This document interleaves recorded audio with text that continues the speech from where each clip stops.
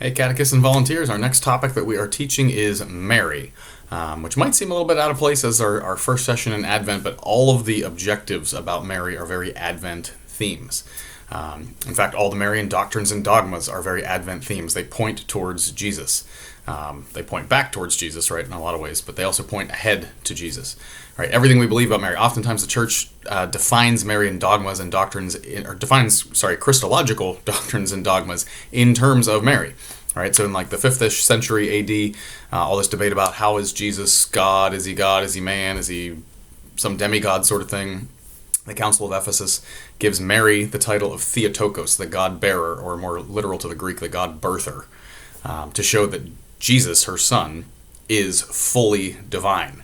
Right, and so all the Mary stuff points to Jesus, and so it actually works out very, very well in Advent to have this focus on Mary. And most of those objectives are, Mary's the mother of Jesus, Mary's the mother of God, Holy Family, all that sort of stuff. So it's very Advent and Christmassy kind of themes anyhow.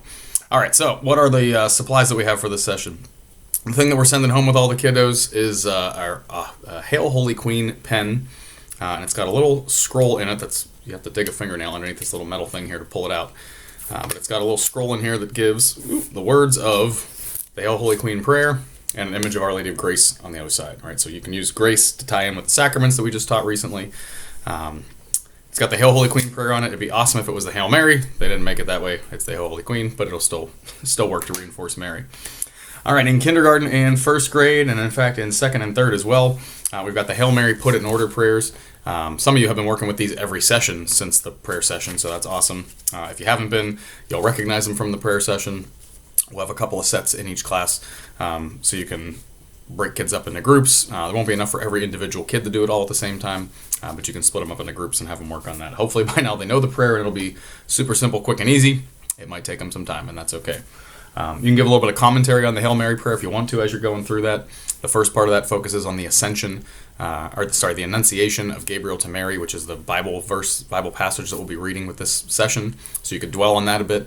The second part of the Hail Mary prayer, I'm sure you guys all know this, the second part of the Hail Mary prayer comes from the Visitation, from Elizabeth's greeting to Mary, and then the third part is just a request from Mary to pray for us sinners now at the hour of our death. So if you want to give a little commentary on the Hail Mary with that, you can as well, especially since this should be familiar to these kids at this point. Kindergarten and first grade, you're doing a personal Holy Family shrine.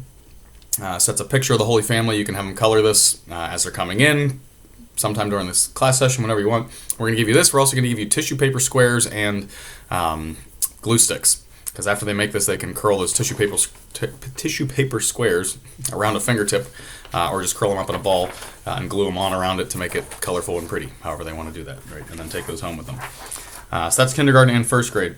Second grade, you're doing the Hail Mary Put It in Order. Instead of that, because the kindergarten and first grade objectives focus especially on the Holy Family, so we wanted to focus on the Holy Family image.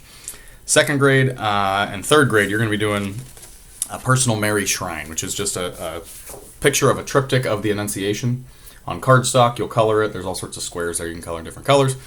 Cut it out, and then you can fold the sides in so that it can stand up on your desk, on your nightstand, wherever you want to put it. So that's the personal Mary shrine. And then in third grade, you've got the Put It in Order Hail Mary, the personal Mary shrine. You're also doing a rosary matchup game. I didn't print the whole thing out because it's a lot of pieces, but it looks like this. You're going to have different little strips of paper that have a picture of the mystery of the rosary and the title of that mystery. And the idea is just try to put them in order. A lot of them are mostly chronological. It's fairly obvious, like especially the joyful mysteries, right? If you just read the Annunciation passage, you know that that's before Jesus was born. So you start with that, right? Mary visits Elizabeth. Jesus is born. Jesus is presented in the temple, right? If he's a baby, that has to happen after he's born, but before he's 12. So some of this should be fairly obvious, even if they're not familiar with the mysteries of the Rosary or the life of Jesus, right? By basic process of elimination, they should be able to figure this out. Some kids will struggle, and that's fine. It's a good way to start getting them familiar with this plot line, if you will.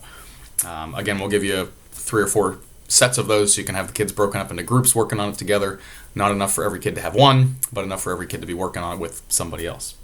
So that's third grade. Fourth grade, you're going to have a Bible scavenger hunt. We're pretty familiar with those at this point. We've got that rosary matchup game, and we also have, unfortunately, it's a similar activity, but it's an interesting one. It's Our Lady matchup game. So it's a little bit different layout, but similar concept. matching an image of Mary with the title of Mary. And the point of this is just to emphasize with the kids, you don't have to try to teach every Marian apparition that's ever happened or everyone that's in those cards. But the point is to illustrate for them, to show them Mary has appeared throughout history in multiple cultures with messages about Jesus. The message is always repent, which is that great message of Advent, right? This is why Mary is such an Advent theme. And it's interesting to look, when Mary appears in Kibeho, she looks like an African. When she appears in Fatima, she looks Portuguese, even though that to us it just looks Western European, right?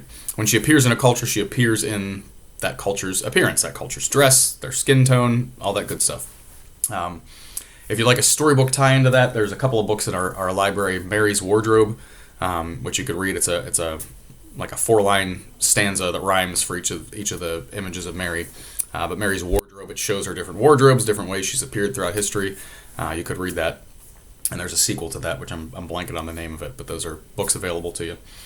So that is 4th grade. 5th grade, you've got those same things. Bible Scavenger Hunt, Rosary Matchup Game, Our Lady Matchup Game.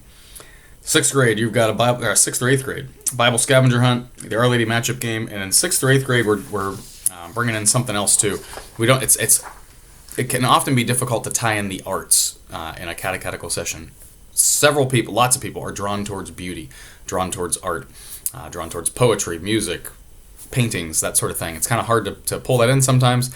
This is a session where we're trying to do that with the 6th or 8th graders. And so there's this cool poem called Lovely Lady Dressed in Blue that kind of reflects on what was it like for Mary to be the mother of Jesus. And so we'll give you just on a simple piece of paper with an image of Mary on one side and the words on it. You can read it out loud. You can invite your kids to read it quietly while you have lights turned. You can use this a couple different ways. Have a quiet meditation. Have kids stand up and read it. One kid reads a stanza, another kid reads another stanza, another kid reads another stanza. But the idea is to spark a conversation about, what would it have been like to be a Jewish teenager holding a baby who is the one that created you? What is that feeling like, right? That's what the poem tries to get at. So that's everything that we have for this Mary session here. There's a lot more Marian stuff we could try to tie in. Don't try to do all of it at once because it's a lot to try to squeeze in.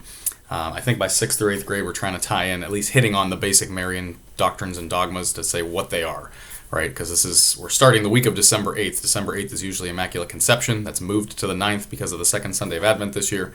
And so it's good to focus on what is the Immaculate Conception, because it's timely and because it's grossly misunderstood by people. They either think of the touchdown catch from the Steelers, or they think it refers to Jesus being immaculately conceived, which he was. But the dogma refers to Mary, right? Mary being conceived in her mother's womb, without any stain of sin. All right, so that's our Mary session. I hope you guys enjoy it.